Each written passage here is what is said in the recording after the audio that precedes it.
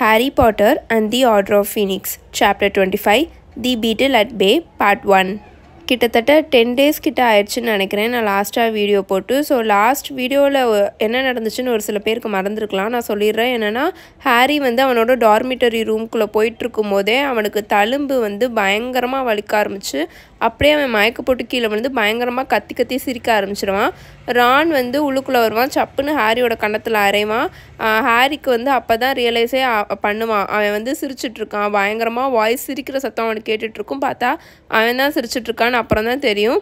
அப்புறம் தான் அவன் ரியலைஸ் பண்ணுவான், வால்டமோர்ட் 14 வருஷம் கழிச்சு ஒரு விஷயத்துக்கு ரொம்ப அவன் பயங்கர சந்தோஷமாக இருக்கான் அப்படின்னு, எக்ஸ்ட்ரீம் ஹாப்பினஸில் இருக்கான்ட்டு அவனுக்கு அப்போ தான் தெரிய வருது. ஸோ வாங்க இப்போ நம்ம இந்த சாப்டரில் என்ன இருக்குன்னு பார்க்கலாம். நம்ம சேனலில் ஃபர்ஸ்ட் புக்லேருந்து அந்த ஃபர்ஸ்ட் சாப்டர்லேருந்து இந்த புக்கோட இந்த சாப்டர் வரைக்குமே எப்போவுமே நான் ஸ்டார்டிங்கே சொல்லிடுவேன். சாப்டர் 25 சாப்டர் 1 அப்படின்னு சொல்லிவிட்டு அந்த சாப்டரோட நேமை சொல்லிடுவேன். அந்த சாப்டரோட கண்டென்ட் வச்சு தான் அந்த சாப்டரோட டைட்டிலையும் ஆத்தர்ஸ் எழுதுவாங்க. ஸோ அது மாதிரி தான் நம்ம ஹாரி பாட்டர் புக்லேயுமே ஒவ்வொரு சாப்டரோட நேமுமே சூப்பராக இருக்கும். இப்போ இந்த சாப்டரோட பேர் பார்த்திங்கன்னா தி பீட்டில் அட் பே. எல்லா சாப்டரோட நேமையும் நீங்கள் நல்லா நோட் பண்ணிக்கோங்க. ஏன்னா உங்களுக்கு அதில் இருக்கிற கண்டென்ட் வரும்போது இதுக்காக தான் அவங்க இந்த பேர் வச்சுருக்காங்களா அப்படின்னு பார்க்கும்போது அது ரொம்பவே சூப்பராக இருக்கும். ஸோ இந்த சாப்டர் பேர் பார்த்திங்கன்னா தி பீட்டில் அட் பே. இந்த சாப்டர்லேயும் அப்படி தான் ஒரு முக்கியமான விஷயம் வரும். நான் இது எல்லா சாப்டருக்கும் சொல்லிகிட்ருக்கேன் கடந்த ஒரு 6-7 வீடியோவாகவே. ஏன்னா நான் முன்னாடியே சொன்ன மாதிரி தான் இதுக்கப்புறம் வரப்போகிற எல்லாமே ரொம்ப இம்பார்ட்டண்ட்டானது. இந்த சாப்டரில் 2 இல்லை ஒரு 3-4 விஷயங்கள் ரொம்ப இம்பார்ட்டண்ட்டாக நடக்கும் இந்த சாப்டர்லேயே.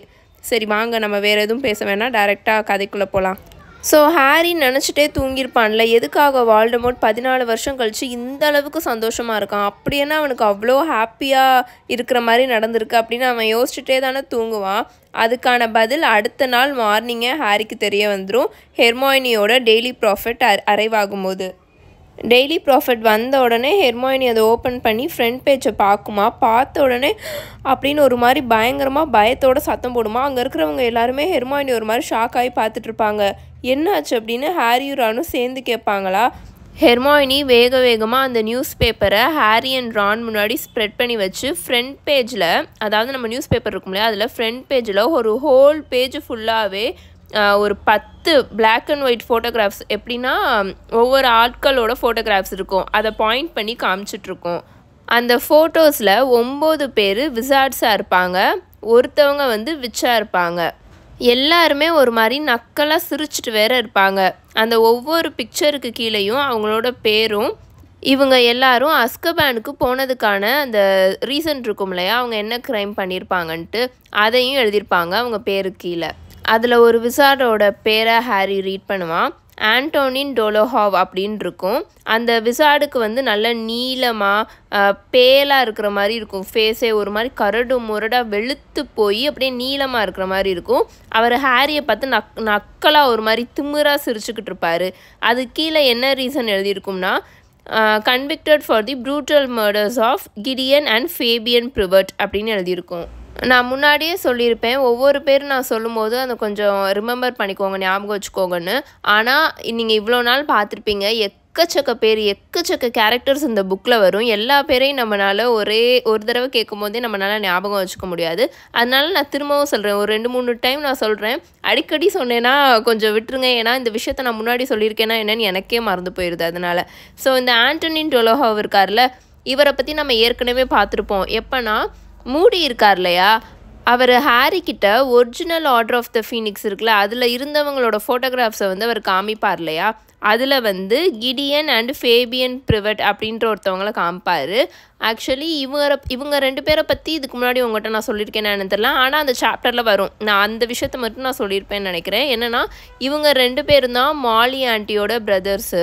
மாலி ஆண்டியோட பேர் மாலி ப்ரிவர்ட். அவங்க கல்யாணம் ஆனதுக்கப்புறம் தான் மாலி வீஸ்லின்னு மாற்றிக்கிட்டாங்க. ஸோ இவங்க 2 பேரும் மாலி ஆண்டியோட கூட பிறந்த அண்ணனோ தம்பியோ, அது அண்ணனா தம்பியான்னு எனக்கு தெரில, ஆனால் பிரதர்ஸு. ஸோ அந்த ஃபோட்டோகிராஃபில் இவங்க 2 பேரும் இருப்பாங்க. அவங்க 2 பேரோட பேரையும் சொல்லி மூடி வந்து ஹாரி கிட்ட சொல்லிட்டு இருப்பாரு. அதில் ஒரு விஷயம் சொல்வார், என்னன்னா இவங்க 2 பேரையும் கொலை பண்ணவே முடியல, இவங்க 2 பேரையும் கொல்றதுக்கு 5-6 டெத் ஈட்டர்ஸ் தேவைப்பட்டாங்க.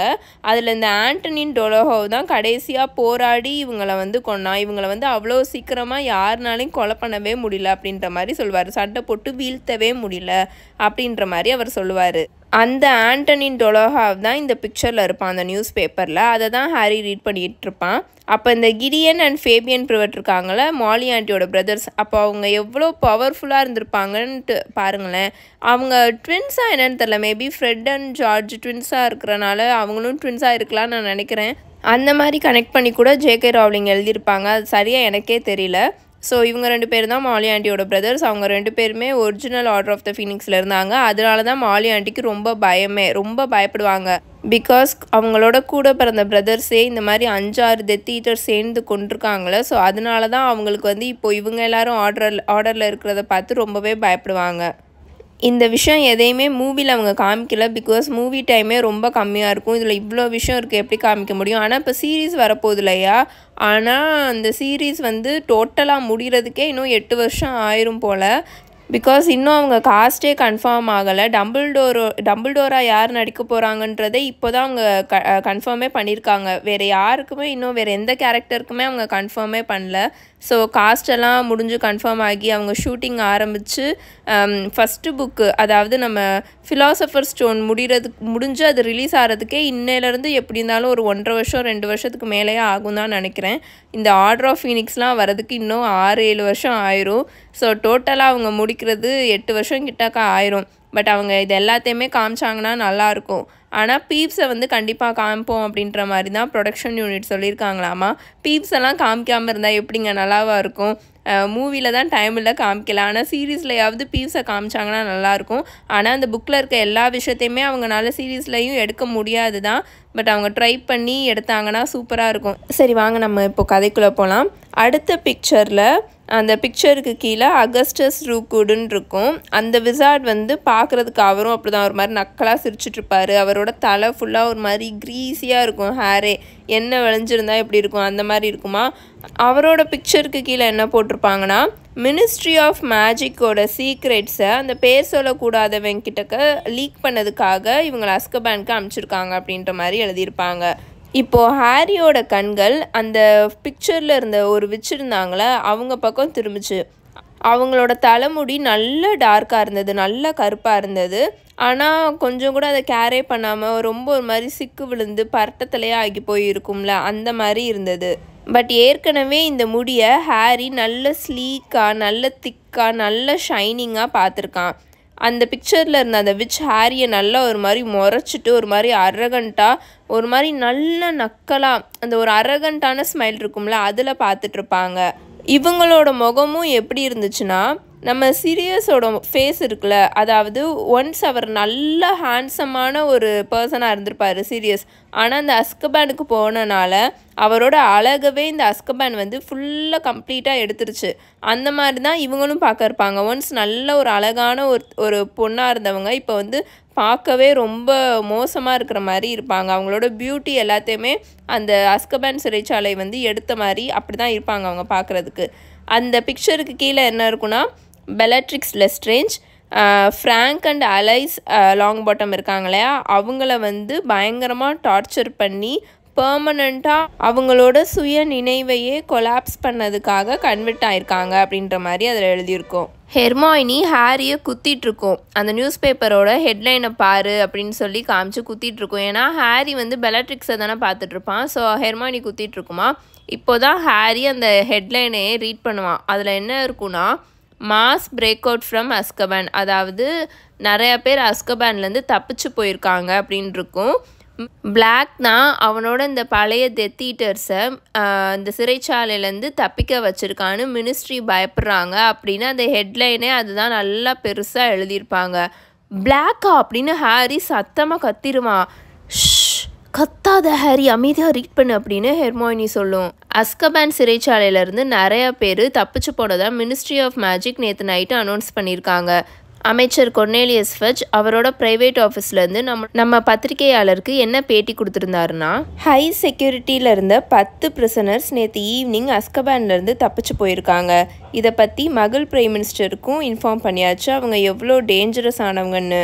இந்த மகள் பிரைம் மினிஸ்டர்னு சொன்னேன் இல்லையா, இதை பற்றியும் மூவியில் காமிச்சிருக்க மாட்டாங்க. ஆனால் நீங்கள் ஹாஃப் பிளட் பிரின்ஸ்லலாம் பார்த்தீங்கன்னா அவங்க வந்து விசார்டிங் வேர்ல்டில் வாழ்கிறாங்க. ஆனால் அதே பிரிட்டனில் தான் வந்து மகள்ஸும் இருக்காங்க. ஸோ அவங்களுக்கும் பிரைம் மினிஸ்டர் இருக்கும். நமக்கு எப்படி பிரைம் மினிஸ்டர் இருக்காங்க, பிரசிடெண்ட் இருக்காங்க, எல்லா அமைச்சர்கள் இருக்காங்களோ அதே மாதிரி தானே அந்த ஊர்லேயும் இருக்கும். விசார்டிங் வேர்ல்டில் எப்படி கவர்மெண்ட் இருக்காங்க, இப்போ கொர்னேலியஸ் ஃபட்ஜ் வந்து அமைச்சராக இருக்கார் இல்லையா, ஸோ அதே மாதிரி தானே மகள்ஸ்க்கும் இருப்பாங்க.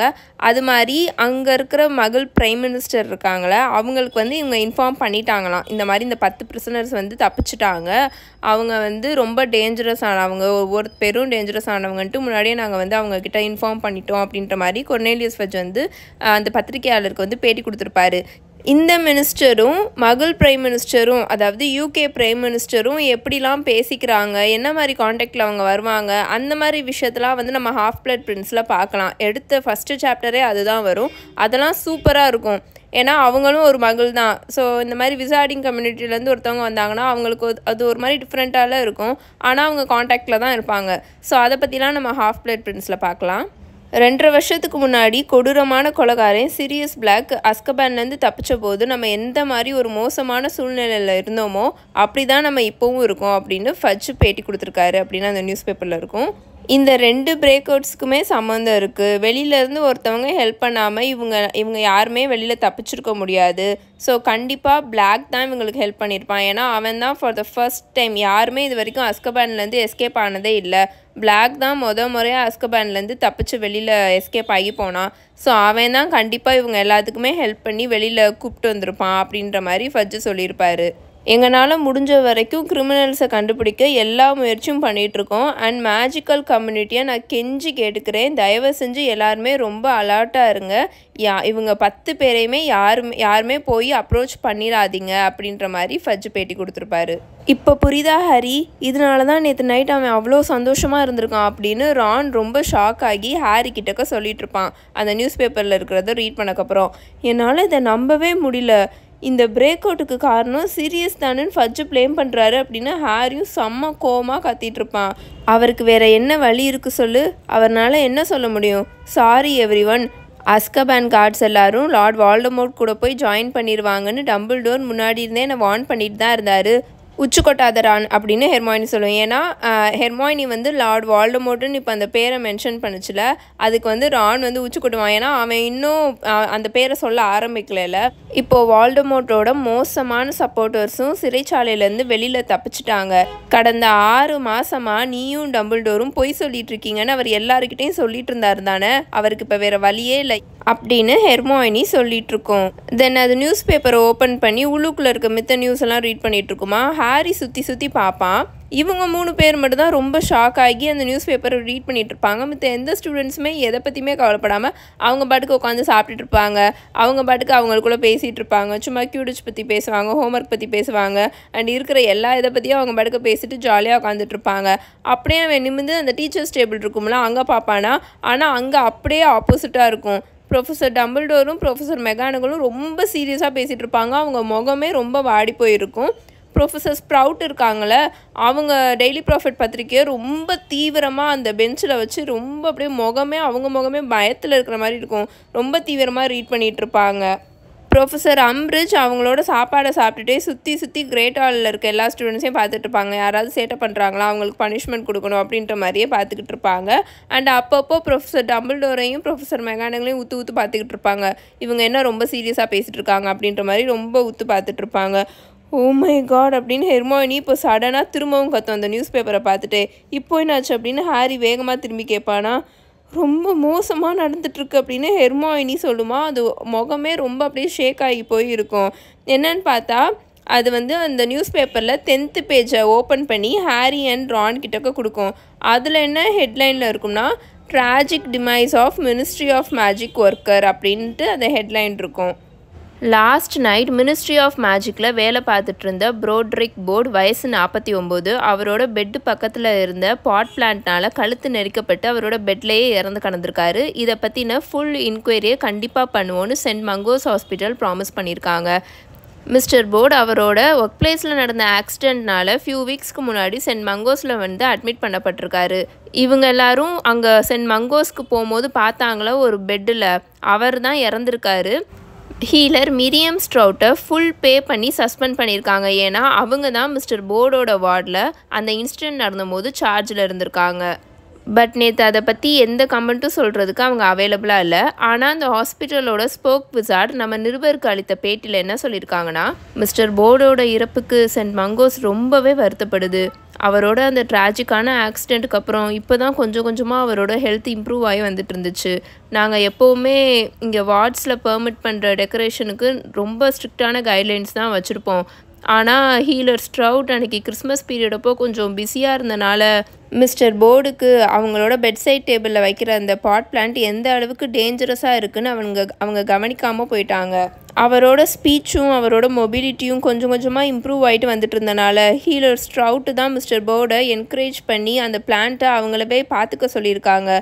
பட் அந்த செடி சாதாரண அப்பாவியான ஃப்ளிட்டர் ப்ளூம் செடி இல்லை, ஆனால் ஆளையே காலி பண்ணுற டெவில்ஸ் நேருன்னு அவங்களுக்கு தெரியாமல் போச்சு. மிஸ்டர் போர்டு அதை தொட்ட உடனே அந்த செடி அவரை இறுக்கி கொன்றுச்சு அப்படின்னு அந்த ஸ்போக் விசார்ட் இருக்கார் இல்லையா, சென்ட் மங்கோஸ் ஹாஸ்பிட்டலோட ஸ்போக் விசார்ட், அவங்க வந்து இந்த டெய்லி ப்ராஃபிட் பத்திரிக்கைக்கு பேட்டி கொடுத்துருப்பாங்க. அது கீழே இன்னொன்று என்ன இருக்கும்னா, இந்த பிளான்ட் இருக்கு இல்லையா, அந்த பிளான்ட்டை யார் மிஸ்டர் போர்டுக்கு ப்ரெசண்ட்டாக கொடுத்தது, ஏன்னா அது கிறிஸ்மஸ் ப்ரெசண்ட்டாக தானே வந்திருக்கும். ஸோ அது யார் அனுப்பிச்சி விட்டதுன்னு இது வரைக்கும் கண்டுபிடிக்க முடியல. சென்ட் மங்கோஸ் வந்து அதை தான் தேடிட்டு இருக்காங்க, ஆனால் அவங்களாலே கண்டுபிடிக்க முடியல. ஸோ யாருக்காவது இந்த இன்ஃபர்மேஷன் தெரிஞ்சிச்சுன்னா முன்னாடி வந்து சொல்லுங்கள் அப்படின்ற மாதிரி அந்த நியூஸ் பேப்பரில் இருக்கும். நம்ம அவர் அங்கே பார்த்தோம் சென்ட் மங்கோஸில், உங்களுக்கு ஞாபகம் இருக்கா? லாக்கட்டோட பெட்டுக்கு ஆப்போசிட்டில் தான் இருந்தார். மேலே சீலிங்கே வெறிக்க பார்த்துட்டு இருந்தார்ல. அண்ட் அந்த டெவில்ஸ் நேர் அங்கே வந்ததையும் நம்ம பார்த்தோம். அந்த ஹீலர் தானே வந்து கொடுத்தாங்க கிறிஸ்மஸ் ப்ரெசண்ட்டாக அப்படின்னு ஹெர்மானி சொல்லிகிட்டு இருக்கோம். ஹாரி திரும்பவும் அந்த ஸ்டோரியை ரீட் பண்ணிகிட்ருப்பான். அந்த டெய்லி ப்ராஃபிட் பத்திரிக்கையில் இருக்க ஸ்டோரியை திரும்பவும் ரீட் பண்ணிவிட்டு அவனால் அதை நம்பவே முடியாது. என்னடா இப்படிலாம் ஆயிருக்கு அப்படின்ற மாதிரி முகத்தை வச்சுட்டு உட்காந்துருப்பான். ஆனால் அது டெவில்ஸ் நேருன்றதை எப்படி நம்ம ரெக்கக்னைஸ் பண்ணாமல் விட்டோம்? நம்ம இதுக்கு முன்னாடி அதை பார்த்துருக்கோம் தானே. நம்ம அப்போவே அதை ஒழுங்காக நோட் பண்ணியிருந்தோன்னா இந்த மாதிரி நடக்க விடாமல் தடுத்துருக்கலாம் அப்படின்னு ஹாரி சொல்லிட்டு இருப்பானா. ஹாஸ்பிட்டலுக்கு இந்த டெவில்ஸ் நேர் பாட் பிளான்ட்டாக மாறு வேஷத்தில் வரும்னு யாராவது எக்ஸ்பெக்ட் பண்ணுவாங்களா என்ன? அது ஒன்றும் நம்மளோட ஃபால்ட் இல்லை. அதை அந்த போர்டுக்கு அனுப்பிச்சி வச்சவங்க மேலே தான் தப்பு. என்ன வாங்குகிறோன்னு கொஞ்சம் கூட பார்த்து வாங்க மாட்டாங்க அப்படின்னு ரான் சொல்லிட்டு இருப்பானா. ஓ கமான் ரான் அப்படின்னு ஹெர்மாயினி எரிச்சலாக சொல்லிகிட்டு இருக்கோம். டெவில்ஸ் நேரை தொட்டாலே கண்டிப்பாக அது நெரிச்சு கொண்டுன்னு நல்லாவே எல்லாருக்கும் தெரியும். அப்போ அதை வேணும்னே பாட் பிளான்ட்டாக வச்சு அனுப்பிச்சிருக்காங்கன்னா அப்போ அது ஒரு இன்டென்ஷனோடு தானே அனுப்பிச்சிருக்காங்க. இது க்ளீனான கிளவரான மர்டரு. யார் அந்த செடியை அனுப்பிச்சி வச்சாங்கன்னே தெரியாமல் எப்படி இவங்க கண்டுபிடிக்க போகிறாங்க அப்படின்னு ஹெர்மாயினி சொல்லிகிட்டு இருக்குமா. ஆனால் ஹாரி வந்து இப்போ அந்த டெவில்ஸ் நேரை பற்றி யோசிச்சுட்டு இருக்க மாட்டான். அவனுக்கு இப்போ தான் ஒரு விஷயமே ஞாபகம் வரும். என்னென்னா, இவனோட அந்த ஹியரிங் நடந்ததில் மினிஸ்ட்ரியில் அப்போது அந்த 9th லெவலுக்கு அந்த லிஃப்ட் போயிட்டு இருந்தபோது பார்க்கவே முகமே ரொம்ப ஒரு மாதிரி வயசாகி தொங்கி போயிருந்தா எப்படி இருக்கும், அந்த மாதிரி இருக்கிற ஒருத்தவர் வந்து ஏட்ரியம் லெவலுக்கு போவாங்களே அந்த லிஃப்ட்டில், அப்போ உள்ளுக்குள்ளே நுழைவார். நான் போர்டை இதுக்கு முன்னாடி பார்த்துருக்கேன் அப்படின்னு ஹாரி இப்போ தான் ஸ்லோவாக சொல்லுவான். அன்றைக்கி ஹியரிங் அப்போது மினிஸ்ட்ரியில் உங்கள் அப்பா கூட தான் நான் அவரை பார்த்தேன் அப்படின்னு ஹாரி சொல்லுவானா. ரான் அப்படியே ஷாக் ஆகி வாயை ஓப்பன் பண்ணிவிட்டு பார்த்துட்ருப்பான். எங்கள் அப்பாவும் இவரை பற்றி வீட்டில் பேசி நானும் கேட்டிருக்கேன். இவங்கெல்லாம் அன்ஸ்பீக்கபிள்ஸ், டிபார்ட்மெண்ட் ஆஃப் மிஸ்ட்ரீஸில் வேலை பார்க்குறவங்க அப்படின்னு ரான் சொல்லிவிட்டு ரானும் ஹாரியும் ஒருத்தர் அப்படியே ஷாக் ஆகி பார்த்துட்ருப்பாங்களா. ஹெர்மாயினி இப்போ வேகமாக நியூஸ் பேப்பர் எடுத்து மடித்து வைக்குமா. அப்போது அதில் ஃப்ரண்ட் பேஜில் அந்த எஸ்கேப் ஆன 10 டெத் ஈட்டர்ஸோட பிக்சர்ஸ் இருக்கும்ல, அதை பார்த்துட்டு எந்திரிச்சு நின்றுமா. நீ எங்கே கிளம்புற அப்படின்னு ரான் வேகமாக கேட்பானா. லெட்டர் அனுப்ப போகிறேன் அப்படின்னு சொல்லிட்டு அது வேகமாக பேகை போட்டுக்கும். வெல், எனக்கே தெரியல, பட் ட்ரை பண்ணுறது ஒர்த்து தான், அண்ட் என்னால் மட்டும்தான் அதை பண்ண முடியும் அப்படின்னு சொல்லிட்டு அது பாட்டுக்கு எந்திரிச்சு நடந்து போயிடுமா. எனக்கு இப்படி பண்ணுறதே சுத்தமாக பிடிக்காது அப்படின்னு ரான் எரிச்சலாக ஹாரிக்கிட்ட சொல்லிட்டு இருப்பான். அவங்க 2 பேரும் இப்போது அந்த டேபிளை விட்டு எந்திரிச்சு கிரேட் ஹால்லேருந்து வெளியில் வந்துட்டுருப்பாங்க. ஸ்லோவாக நடந்து வெளில வந்துட்டுருப்பாங்களா. அவள் என்ன பண்ண போகிறான்னு நம்ம கிட்டக்க சொல்லிட்டு போகிறதுல என்ன அவள் குறைஞ்சா போயிடுவா, என்ன ஒரு 10 செகண்ட் ஆகுமா அப்படின்னு அவன் கத்திக்கிட்டே வந்துட்டுருப்பானா. ஹே ஹேக்ரிட் அப்படின்னு அவன் கத்துவான். என்னன்னு பார்த்தா ஹேக்ரிட் வந்து அங்கே என்ட்ரன்ஸ் ஹாலில் நின்றுட்டுருப்பாரு. ரேவன் கிளாஸ் ஸ்டூடெண்ட்ஸ் இருக்காங்களே அவங்க வந்து பாஸ் ஆகிட்டு இருப்பாங்களா, அதனால அவர் வெயிட் பண்ணிகிட்ருப்பார் அவங்க பாஸ் ஆகிற வரைக்கும். அவருக்கு இன்னும் முகம் ஃபுல்லாக நல்லா காயமாக தான் இருக்கும். அன்றைக்கி அந்த ஜெயிண்ட்டோட மிஷன்லேருந்து திரும்ப வந்திருப்பார்ல, அன்றைக்கி எப்படி இருந்துச்சோ அதே மாதிரி ஃப்ரெஷ்ஷாக காயமாக தான் இருக்கும். அண்ட் எக்ஸ்ட்ராவாக புதுசாக கட்டும் முகத்தில் இருக்கிற மாதிரி தெரியும். ஹாய் அப்படின்னு அவர் இவங்க 2 பேரை பார்த்து சொல்லிட்டு இருப்பாரா. ஸ்மைல் பண்ணிகிட்டே தான் சொல்ல அவர் ட்ரை பண்ணுவாரா. பட் நல்லாவே தெரியும் அவர் ரொம்ப பெயினில் இருக்காருன்னு. ஆர் யூ ஓகே ஹேக்ரிட் அப்படின்னு ஹாரி கேட்டுட்ருப்பானா. ஃபைன் அப்படின்னு ஹேக்ரிட் சொல்லிட்டு இருப்பாரு. எக்கச்சக்கமாக வேலை, இந்த லெசன்ஸ்லாம் ப்ரிப்பேர் பண்ணணும், அப்புறம் என்னோடய சாலமண்டர்ஸோட செதில்கள்லாம் வேறு கெட்டு போயிடுச்சு, அண்டு ஆமாம் நான் வேறு ப்ரொபேஷனில் இருக்கேன் அப்படின்னு அவர் சொல்லிட்டு இருப்பாரா. என்னது நீங்கள் ப்ரொபேஷனில் இருக்கீங்களா அப்படின்னு ரான் ரொம்ப சத்தமாக கேட்டிருப்பானா. அங்கே க்ராஸ் பண்ணி போயிட்டு இருந்த ஸ்டூடெண்ட்ஸ் எல்லாம் ரொம்ப க்யூரியஸாக திரும்பி பார்த்துட்ருப்பாங்க. சாரி ஐ மீன் நீங்கள் ப்ரொபேஷனில் இருக்கீங்களா அப்படின்னு அவன் திரும்பவும் அமைதியாக கேட்டுட்ருப்பான். ஆமாம் உண்மையை சொல்லணுன்னா நான் இதை எக்ஸ்பெக்ட் தான் பண்ணேன். சரி நான் கிளம்புறேன், என்னோடய சாலமண்டர்ஸோட டெய்லில் போய் நான் கொஞ்சம் சில்லி பவுடரை அப்ளை பண்ணணும். see you Harry, see you Ron அப்படின்னு சொல்லிட்டு அவர் அங்கேருந்து நடந்து போயிடுவாரா. இதுக்கு மேலே நான் எத்தனை பேட் நியூஸடாக கேட்க போகிறேன் அப்படின்ற மாதிரி ஹாரி நினச்சிட்டு ஹேக்ரிட் போகிறத நின்று பார்த்துட்ருப்பானா. அடுத்த ஒரு ஃபியூ டேஸ்லையே ஹேக்ரிட் வந்து ப்ரொபேஷன் பீரியடில் இருக்கிறது ஸ்கூல் முழுக்க எல்லாருக்குமே பரவிடும். அண்டு நிறையா பேர் அதை நினச்சி கவலையிலே இருக்க மாட்டாங்க. எல்லோரும் அவங்கவுங்க வேலையை தான் பார்த்துட்ருப்பாங்க. அண்ட் ஒரு சில பேர் ரொம்பவே சந்தோஷமாக இருப்பாங்க. யாரும் நம்ம எல்லாருக்குமே தெரியும், வேறு யாரும் இல்லை, நம்ம மேல்ஃபாய் கேங்கு தான். ரொம்ப ஹாப்பியாக இருப்பான். அண்ட் அந்த 10 டெட் ஈட்டர்ஸ் அஸ்கபான் சிறைச்சாலையிலேருந்து தப்பிச்சிட்டாங்கன்ற விஷயமும் இப்போ ஸ்கூலில் இருக்க எல்லாருக்குமே பரவ ஆரம்பிச்சிருச்சு. ஒரு சில பேர் நியூஸ் பேப்பரில் அதை ரீட் பண்ணியிருப்பாங்களே, அவங்க எல்லாரும் மித்தவங்களுக்கு சொல்லி ஸ்கூலில் இருக்கிற எல்லா ஸ்டூடெண்ட்ஸ்க்கும் இப்போ தெரிஞ்சிருச்சா. அதனால எல்லாரும் எங்கே பார்த்தாலும் அதை பற்றியே தான் பேசிகிட்டே இருப்பாங்க. அதுவும் இந்த மாதிரி நியூஸ்லாம் ஏதாச்சும் பரவுச்சுன்னா கூடவே சேர்ந்து எக்கச்சக்கமாக ரூமர்ஸும் பரவும்ல. அதே மாதிரி தான் ஹாக்வர்ட்ஸ் ஸ்கூலில் இருக்கிற எல்லா ஸ்டூடெண்ட்ஸும் எக்கச்சக்க ரூமர்ஸை வேற பரப்பிட்டு இருப்பாங்க. என்னென்னா ஒரு சில பேர் அந்த டெத் ஈட்டர்ஸை வந்து ஹாக்ஸ்மேடில் பார்த்துருக்காங்க அப்படின்ற மாதிரி சொல்லிட்டு இருப்பாங்க. அப்புறம் ஷ்ரீக்கிங் ஷாக் இருக்குல்ல, அங்கே தான் அவங்க ஒளிஞ்சிருக்காங்க, அவங்களும் எப்போ வேணால் சிரியஸ் பிளாக் மாதிரி ஹாக்வர்ட்ஸ்குள்ளே வரலாம் அப்படின்ற மாதிரிலாம் ரூமர்ஸ் பரவிட்டுருக்கோம். விசார்டிங் ஃபேமிலிஸ்லேயே பிறந்து வளர்ந்துருந்த நிறைய ஸ்டூடெண்ட்ஸ் இருப்பாங்களே, அவங்களாம் இந்த வால்டமோர்ட் பேரை சொல்கிற பயப்படுவாங்களே, அதே மாதிரி இந்த டெத் ஈட்டர்ஸ் பேரை சொல்கிறதுக்கும் பயப்படுவாங்க. பிகாஸ் இவங்க எல்லாருமே வால்டமோர்ட் பவர்ஃபுல்லாக இருக்கும்போது அவ்வளோ க்ரைம்ஸ் பண்ணியிருக்காங்க. அதெல்லாம் காது கொடுத்து கேட்குறதுக்கே அங்கே இருக்கிறவங்க எல்லாருக்குமே பயமாக இருக்கும். அதனால் அவங்களோட பேரை சொல்கிறதுக்கே, இந்த டெத் ஈட்டர்ஸ் பேரை சொல்கிறதுக்குமே நிறைய ஸ்டூடெண்ட்ஸ் வந்து பயப்பட்டாங்க. அண்ட் அந்த டெத் ஈட்டர்ஸோட விக்டிம்ஸ் இருப்பாங்கள்ல, அதாவது அவங்க வந்து கொலை செஞ்சுருப்பாங்க, கொடூரமாக ட்ரீட் பண்ணியிருப்பாங்க, கொடுமைப்படுத்தியிருப்பாங்க, எக்கச்சக்க பேரை கொலை பண்ணிட்டு தானே அவங்க எல்லாருமே அஸ்கபான் சிறைச்சாலைக்கு போயிருக்காங்க. ஸோ அந்த விக்டிம்ஸோட ரிலேட்டிவ்ஸ்லாம் ஹாக்வர்ட்ஸில் ஸ்டூடெண்ட்ஸாகவும் இருக்காங்களா.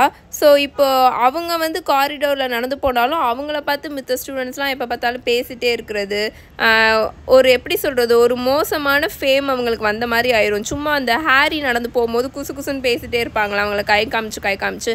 அதே மாதிரி இந்த மாதிரி அவங்களோட விக்டிம்ஸோட இந்த ரிலேட்டிவ்ஸ்லாம் இருக்காங்களா ஸ்டூடெண்ட்ஸ் ஆகிங்க, அவங்கள பார்த்து இந்த மாதிரி தான் பேசிகிட்டே இருப்பாங்க.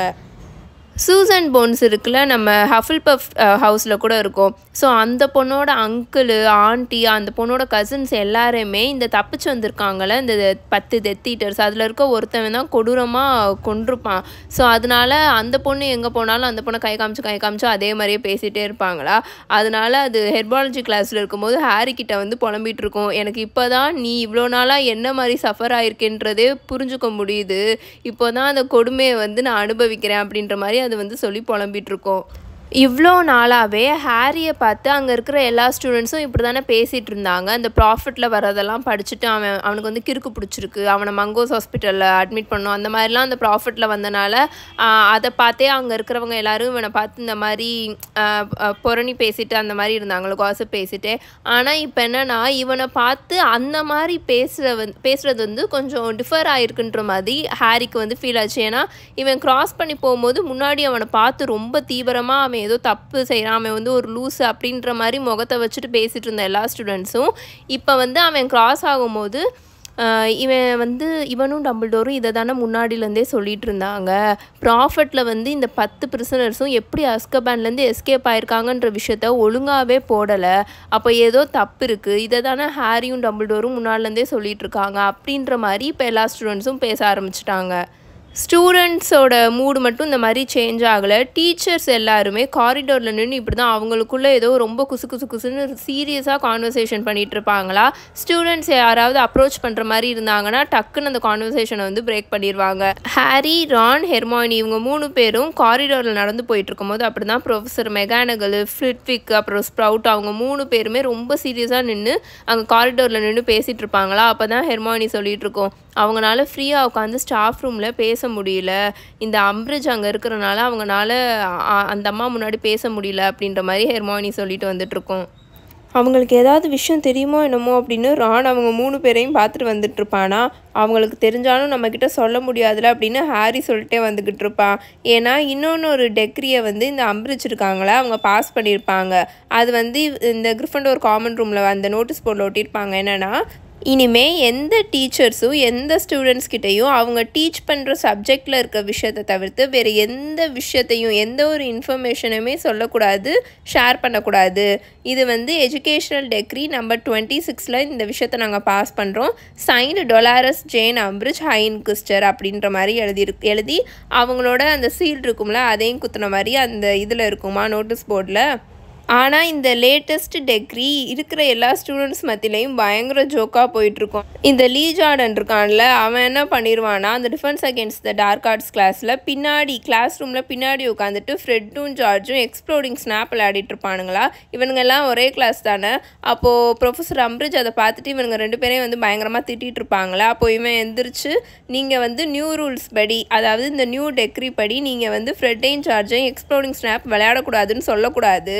ஏன்னா டிஃபென்ஸ் அகேன்ஸ்ட் த டார்க் ஆர்ட்ஸுக்கும் இதுக்கும் எந்த ஒரு சம்மந்தமும் இல்லை ப்ரொஃபஸர். நீங்கள் நடத்துகிற சப்ஜெக்ட்டுக்கும் இதுக்கும் எந்த ஒரு இன்ஃபர்மேஷனும் ரிலேட்டிங்காக இல்லை அப்படின்ற மாதிரி எந்திரிச்சுன்னு சொல்லிட்டு இருப்பானா. ஆனால் அடுத்து ஹாரி லீவை பார்க்கும்போது அவனோட கையில் அந்த கை ஃபுல்லாக ப்ளீட் ஆகிட்டு இருக்கும். என்ன நடந்திருக்கும் நமக்கே தெரியும்ல. அந்த அம்மா அந்த பனிஷ்மெண்ட் கொடுத்துருப்பாங்களா. ஹாரி போய் அந்த மட்லாப் இருக்கும்ல, மட்லாப் எசன்ஸ் அதை ரெக்கமெண்ட் பண்ணிகிட்டு இருப்பான். லீக்கு இதை போட்டுக்கோ, இதுதான் சரியாகும், எரிச்சல் கொஞ்சம் கம்மியாகும் அப்படின்னு. அஸ்கபான்லேருந்து அந்த 10 டெட் ஈட்டர்ஸ் அம்பிரிட்ஜோட பிலவ்டு ஃபஜ் இருக்கார்ல, கொர்னேலியஸ் ஃபஜ், அவர் ஆட்சியில் இருக்கும்போதே இந்த மாதிரி அவங்க எஸ்கேப் ஆனது அம்பிரிட்ஜை கொஞ்சம் அடக்கும், எப்படி சொல்கிறது, அவங்க இவ்வளோ நாள் ரொம்ப திமிர்த்தனம் பண்ணிட்டு இருந்தாங்களோ, ஸோ அவங்கள ஹம்பிள் பண்ணுவோம் அப்படின்ற மாதிரி ஹாரி நினப்பான்.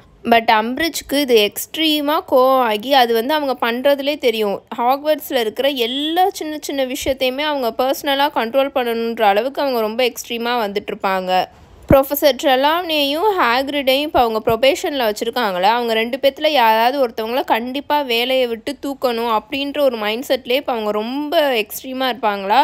ஸோ ப்ரொஃபஸர் ட்ரெலாவ்னியோட கிளாஸ் எல்லா டிவினேஷன் கிளாஸ்லையுமே அவங்க உட்காந்துட்ருப்பாங்க அந்த அவங்களோட கிளிப்போர்டை வச்சுட்டு. ஒவ்வொரு விஷயத்துலையும் ப்ரொஃபஸர் ட்ரெலாவ்னி என்ன பேசினாலும் அவங்கக்கிட்ட கொஷினாக கேட்டு ப்ரொஃபஸர் ட்ரெலாவ்னியை அவங்க கிறுக்க பிடிக்க வச்சுட்ருப்பாங்க. எப்படின்னா, இப்போ ப்ரொஃபஸர் ட்ரெலாவ்னி ஏதாவது லெசன் நடத்தி ஸ்டூடெண்ட்ஸ் கிட்ட ஏதாவது கொஷின் கேட்பாங்களே, அவங்க ஸ்டூடெண்ட்ஸ் பதிலளிக்கிறதுக்கு முன்னாடியே இந்த ப்ரொஃபஸர் அம்பிரிட்ஜ் ப்ரொஃபஸர் ட்ரெலாவ்னி கிட்ட உங்களால் தான் கணிக்க முடியும்ல, ஸோ இப்போ இந்த ஸ்டூடெண்ட் என்ன சொல்ல போகிறாங்கன்னு கணிச்சு என்கிட்ட சொல்லுங்கள். இந்த மாதிரிலாம் அவங்கள போட்டு மென்டல் டார்ச்சர் பண்ணிகிட்ருப்பாங்க. அண்ட் அந்த கிறிஸ்டல் பாலு, டீ லீவ்ஸு, அப்புறம் அந்த ரூன் ஸ்டோன்ஸ், அதில் இருக்கிற அதில் உங்களோட எல்லா ஸ்கில்லையும் என்கிட்டக்க நீங்கள் டெமான்ஸ்ட்ரேட் பண்ணி காமிக்கணும். அந்த மாதிரி அவங்கள போட்டு ரொம்ப மென்டல் டார்ச்சர் பண்ணிகிட்டு இருப்பாங்களா. ஹாரிக்கு எப்படி இருக்குன்னா, இப்போ ப்ரொஃபஸர் ட்ரெலாவ்னி மட்டும்தான் ப்ரொபேஷனில் இருந்தாங்கன்னா கண்டிப்பாக ஹாரி ப்ரொஃபஸர் ட்ரெலாவ்னியை பார்த்து ரொம்பவே அவன் கஷ்டப்படுவான். அந்த மாதிரி இருக்கும். ஆனால் ஹாக்ரிடும் இருக்காரா, 2 பேர்த்தில் யாராவது ஒருத்தவங்கள வேலையை விட்டு தூக்கிடணும்ல, அதனால அவன் ஆப்வியஸாக அவன் ஹாக்ரிடுக்கு தான் சப்போர்ட் பண்ணுவான். அதனால் ப்ரொஃபஸர் ட்ரெலாவ்னி போயிடணும் அப்படின்ற மாதிரி தான் அவன் உள்ளுக்குள்ளே நினைப்பான். ஆனாலும் அவனுக்கு ப்ரொஃபஸர் ட்ரெலாவ்னியை பார்க்கும்போது ரொம்பவே கஷ்டமாக இருக்கும். ஏன்னா அந்த அளவுக்கு அவங்க கொடுக்குற மென்டல் டார்ச்சரில் ப்ரொஃபஸர் ட்ரெலாவ்னி சும்மாவே ரொம்ப வியர்டாக பிஹேவ் பண்ணுவாங்க. இப்போலாம் ரொம்ப கத்தி கிளாஸில் பேசுகிறது, நடந்து போயிட்டுருக்கும் போதும் ஒரு மாதிரி அவங்களுக்குள்ளேயே ஏதோ கத்தி பேசிகிட்டே போகிறது. அண்டு ரொம்ப ட்ரிங்க்ஸ் பண்ண ஆரம்பிச்சிருவாங்க போல், அந்த ஷெர்ரி குடிப்பாங்களே, ஸோ அவங்க க்ராஸ் பண்ணி போகும்போதெல்லாம் அவங்க மேலே அந்த ஷெர்ரி வாடை தான் வந்துட்டுருக்கும். அன்ஃபார்ச்சுனேட்லி ஹாக்ரிடும் எதுவும் பெட்டராக பண்ணுற மாதிரியே தெரியல. ஆனால் அவர் ஹெர்மாயினியோட அட்வைஸை கேட்டுட்டு ஃபாலோ பண்ணிவிட்டு ரொம்ப அப்படியே ஃப்ரைட்னிங்காக ரொம்ப டேஞ்சரஸாக இருக்க எந்த க்ரியேச்சரையும் இப்போ கிளாஸ்க்கு கூட்டிகிட்டு வராமல் சும்மா சின்ன சின்னதாக க்ரியேச்சர்ஸ் இருக்கும்ல அதை தான் அவர் கூட்டிகிட்டு வந்துட்டுருக்காரு. ஆனாலும் என்னென்னா அந்த கிறிஸ்மஸ்க்கு முன்னாடிலேருந்தே அவர் வந்து கொஞ்சம் ஒரு மாதிரி ஆயிட்ட மாதிரி தான் இருந்தது. கிளாஸ் நடத்திட்டு இருக்கும் போதே அவர் ஒரு மாதிரி டிஸ்ட்ராக்ட் ஆகுறாரு அண்டு நடத்திட்டுருக்கதை வந்து அப்படியே மறந்துடுறாரு. ஏதாச்சும் கொஷின் கேட்டாலும் அதுக்கு ஒழுங்காக ஆன்சர் பண்ணுறது கிடையாது. அம்பிரிஜ் ஏதாவது கொஷின் கேட்டாலும் அண்ட் எப்போ பார்த்தாலும் கிளாஸ் நடக்கும்போது அம்பிரிஜவே ஒரு மாதிரி நர்வஸாக பார்த்துட்ருப்பாரு. ஏன்னா அம்பிரிஜும் எல்லா கிளாஸ்லேயும் ட்ரெலாவனி கிளாஸில் எப்படி போய் உட்காராங்களோ அதே மாதிரி ஹேக்ரிட் கிளாஸ் நடத்தும் போது எல்லா கிளாஸ்லேயும் வந்து உட்காந்துடுறாங்களா. ஸோ அவங்க என்ன கொஷின் கேட்டாலும் அதுக்கு ஒழுங்காக ஹேக்ரிட் வந்து ஆன்சர் பண்ணுறதில்ல. ஒரு மாதிரி நர்வஸாகவே அந்த மாதிரியே இருந்துட்டு இருந்தாரா. அது வந்து ஹாரிக்கு வந்து ரொம்பவே ஒரு மாதிரி பயமாக இருந்தது. ஐயோ இவரை வேலையை விட்டு தூக்கிடுவாங்களோ அப்படின்ற மாதிரி. அது மட்டும் இல்லாமல் Hagrid Harry Ron and Hermione கிட்டக்க இப்போ முன்னாடி அவ்வளவா பேசுகிறதும் இல்லை. அண்ட் என்னை வந்து என்னோடய வீட்டில் மீட் பண்ணாதீங்க, இருட்டினக்கப்புறம் வந்து மீட் பண்ணாதீங்க, நீங்கள் பண்ணிங்கன்னா வந்து அப்புறம் என் வேலையும் போயிடும் அப்படின்ற மாதிரி சொல்லிட்டனால இவங்களுக்கும் வேறு வழி தெரியல. நம்ம இப்படி ஹேக்ரிட் வீட்டுக்கு போகிறத அம்பிரிஜ் பார்த்துட்டாங்கன்னா ஹேக்ரிடுக்கு தான் அது பிரச்சனை ஆகும்னு சொல்லிட்டு இவங்களும் போகாமல் இருந்துருவாங்க ஹேக்ரிடோட பேச்சை கேட்டுட்டு. இப்போது ஹாரிக்கு என்ன மாதிரி ஃபீல் ஆச்சுன்னா இந்த அம்பிரிஜ் இருக்காங்களே அவங்க வந்து ஹாரியோட எல்லா சந்தோஷத்துலேயும் அவனுக்கு வந்து ஹாக்வர்ட்ஸ் வந்து ரொம்ப பிடிச்சதுக்கு ஒரு சில ரீசன் தான் இருக்குது. அது என்னென்னா ஹேக்ரிட் வீட்டை போய் பார்க்குறது, சிரியஸ்க்கு லெட்டர் போடுறது, அவனோட ஃபயர் போல்ட்டு கியூடிச் இந்த மாதிரி இருக்கிற எல்லா விஷயத்தையுமே அம்பிரிஜ் வந்து ஹாரிக்கிட்டேருந்து பிடுங்கிட்டனால அவனுக்கு ரொம்பவே கோவமாக இருக்குமா. அதனால் அந்த கோவம் எல்லாத்தையுமே அவன் எப்படின்னா அந்த டிஏ மீட்டிங்கில் காமிப்பான். எல்லா ஸ்டூடெண்ட்ஸ்க்கும் நல்லா சொல்லி கொடுப்பான். எல்லா மேஜிக் எல்லா மந்திரத்தையும் அவன் வேறு லெவலில் சொல்லி கொடுப்பானா. ஸ்டூடெண்ட்ஸும் முன்னாடியை விட இப்போ நல்லாவே பெர்ஃபார்ம் பண்ண ஆரம்பிச்சிடுவாங்க எல்லா டிஏ மீட்டிங்ஸ்லையும். ஈவன் ஜக்காரியா ஸ்மித்துமே எல்லா டிஃபென்ஸையுமே கற்றுப்பான். என்னைக்கு அந்த டெத் ஈட்டர்ஸ் அந்த 10 டெத் ஈட்டர்ஸ் வந்து அஸ்கபான்லேருந்து தப்பிச்சாங்கன்ற விஷயம் எல்லா ஸ்டூடெண்ட்ஸ்க்கும் தெரிஞ்சதோ அப்போலேருந்தே எல்லா ஸ்டூடெண்ட்ஸுமே இந்த டிஏ மீட்டிங்ஸில் ரொம்ப ஹார்ட் ஒர்க் பண்ணுவாங்க. ரொம்ப ஹார்ட் ஒர்க் பண்ணி இருக்கிற எல்லா டிஃபென்சிவ் மேஜிக்கையும் கற்றுட்ருப்பாங்களா. ஆனால் அவங்க எல்லாரை விட பயங்கரமாக ஹார்ட் ஒர்க் பண்ணுறது யாருன்னா நெவில். அவன் வேறு லெவலில் இப்போது டிஃபென்சிவ் மேஜிக் பண்ண ஆரம்பிச்சிருவான். அவனோட பேரண்ட்ஸை அட்டாக் பண்ணவங்க எஸ்கேப் ஆனது தெரிஞ்சதுலேருந்து அந்த நியூஸ் நெவிலுக்கு தெரிஞ்சதுலேருந்து அவன் வந்து இப்போ ஒரு மாதிரி நல்ல டிஃப்ரெண்ட் ஆயிடுவான். எப்படி சொல்கிறது, எல்லாமே அவன் வேறு லெவலில் கற்றுட்டு வந்துட்டுருப்பானா. அண்ட் இன்னும் அந்த சென்ட் மங்கோஸில் அவங்க பார்த்தாங்களே ஹாரி ஹெர்மாயினி ரான் நெவிலோட பாட்டியும் அவங்க அம்மா அப்பாவையும் பார்த்தாங்களே அந்த விஷயத்தை பற்றி நெவில் எதுவுமே இவங்க கிட்டக்க பேசவே இல்லை. அதனால இவங்களும் எதுவும் பேசலை. சரி பேசக்கூடாதுல, அது தப்பில்லை, அவன் வந்து ஏதாவது ஃபீல் பண்ணுவான்றதுக்காக இவங்களும் அந்த டாபிக் பற்றி எதுவுமே நெவில் கிட்டக்க வந்து அவங்க அந்த விஷயத்தை பார்த்த மாதிரியே காமிச்சிக்கல ஸ்கூலுக்கு வந்தக்கப்புறம். அண்ட் அவனும் அவங்க பேரண்ட்ஸை டார்ச்சர் பண்ண அந்த பெலாட்ரிக்ஸு அப்புறம் மித்த டெத் ஈட்டர்ஸ் எஸ்கேப் ஆனாங்களா அந்த விஷயத்தை பற்றி அவனும் எதுவுமே யார்கிட்டையுமே பேசலாம். அவன் வந்து அவனோட கான்சன்ட்ரேஷன் எல்லாமே டிஃபென்சிவ் மேஜிக்கை கற்றுக்கிறதுல தான் இருக்குமா. ஸோ வேறு லெவலில் அவன் பெர்ஃபார்ம் பண்ணுவான். ஹாரி எல்லாருக்கும் ஷீல்டு சாம்னு ஒரு சாம் இருக்குமா, அதை கற்றுக் கொடுப்பான். அது வந்து என்ன சாம்னா, இப்போ ஒருத்தவங்க நம்ம மேலே ஒரு சின்ன ஜிங்ஸ் போடுறாங்கன்னா அந்த ஷீல்டு சாமை நம்ம போட்டுட்டோம்னா அது வந்து அவங்க போட்ட ஜிங்ஸ் வந்து அந்த அட்டாக்கர் மேலவே திரும்பவும் போயிடும். அதுதான் ஷீல்டு சாம்.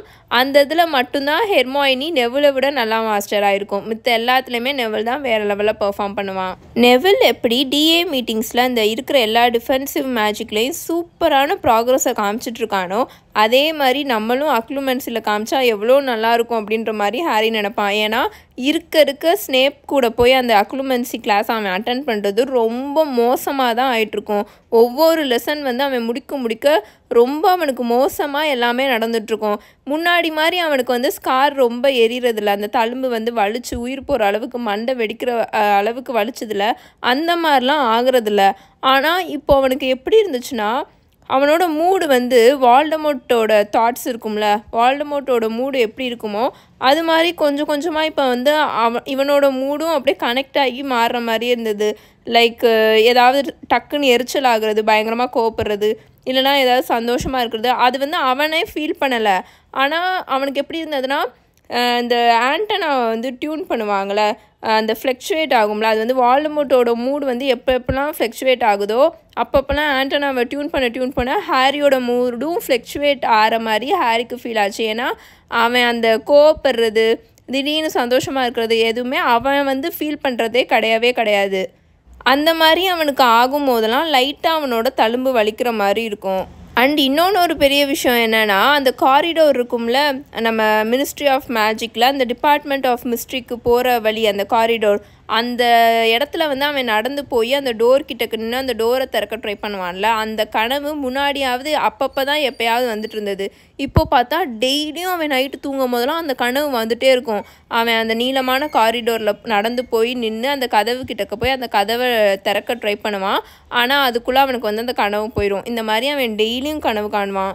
இதை பற்றி அவன் ஹெர்மாயினி அண்ட் ரான் கிட்ட சொல்லிட்டு இருப்பானா, மேபி இது ஏதோ இல்னஸ்ன்னு நினைக்கிறேன், ஏதாச்சும் ஃபீவர் அந்த மாதிரி இருக்குமோ, முன்னாடி விட இப்போ ரொம்ப அது ஒர்ஸ் ஆகிட்டே போயிட்டுருக்கு அப்படின்ற மாதிரி ஹெர்மாயினி சொல்லிகிட்டு இருக்குமா. ஸ்னேப்போட லெசன்ஸ் தான் இதை ரொம்ப மோசமாக ஆக்கிக்கிட்டு இருக்கேன்னு அப்படின்ற மாதிரி ஹாரி ஃப்ளாட்டாக சொல்லிடுவான். எனக்கு எப்போ பார்த்தாலும் இந்த தழும்பு வலிச்சுட்டே இருக்கிறது எனக்கு சரியாக எரிச்சல் ஆகுது. அண்ட் எப்போ பார்த்தாலும் நைட்டு அந்த காரிடோரில் நடந்து போய் அந்த கதவுக்கு அந்த பக்கம் என்ன இருக்குன்னு பார்க்க முடியாமல் இருக்கிறதும் சரியாக எனக்கு கடுப்பாக வருது அப்படின்னு ஹாரி கோவமாக சொல்லிட்டு இருப்பானா. அவனோட தழும்பை தேய்ச்சி விட்டுட்டே அடுத்த நாள் இவன் வந்து ஹெர்மாயினி அண்ட் ரானிக்கிட்ட சொல்லிட்டு இருப்பான். அந்த மாதிரி லூஸ் மாதிரி பேசாத ஹாரி, டம்பிள்டோர் நீ அந்த காரிடோரை பற்றி எந்த கனவும் காணக்கூடாதுன்னு தான் ஸ்னேப் கிட்டக்க அவர் உன்னை அக்ளுமென்சி கற்றுக்க சொல்லியிருக்காரு. உன்னோட லெசன்ஸில் ஒழுங்காக கான்சென்ட்ரேட் பண்ணி இன்னும் கொஞ்சம் நீ ஹார்ட் ஒர்க் பண்ணு அப்படின்னு ஹெர்மாயினி சொல்லுமா. நான் அதுக்கு தான் ட்ரை பண்ணிகிட்ருக்கேன் அப்படின்னு ஹாரியும் பயங்கர கோவமாக சொல்லிட்டு இருப்பான்.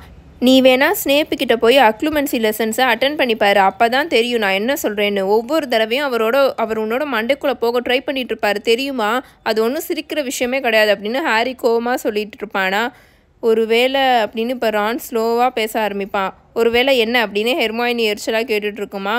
ஒருவேளை ஹாரினால் அவனோட மைண்டை க்ளோஸ் பண்ண முடியாமல் இருக்கிறது ஹாரியோட ஃபால்ட் இல்லைன்னு நான் நினைக்கிறேன் அப்படின்னு ரான் ஒரு மாதிரி டார்க்காக சொல்லுவானா.